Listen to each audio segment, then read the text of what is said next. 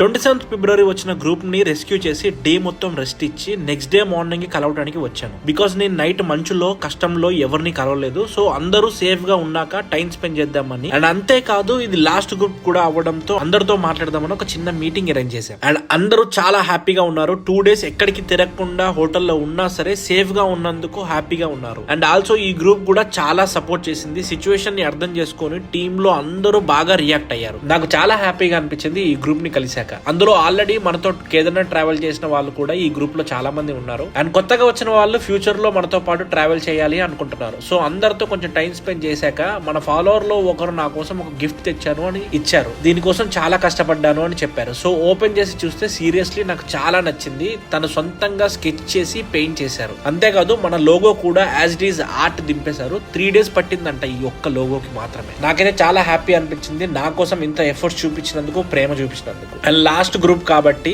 అందరితో కొంచెం సేపు టైం స్పెండ్ చేసి ఒక గ్రూప్ పిక్చర్ తీసుకున్నాము. అండ్ రేపు లాస్ట్ డే మన వాళ్ళతో మనాలిలో. సో మళ్ళీ కలుద్దాం. Bye bye.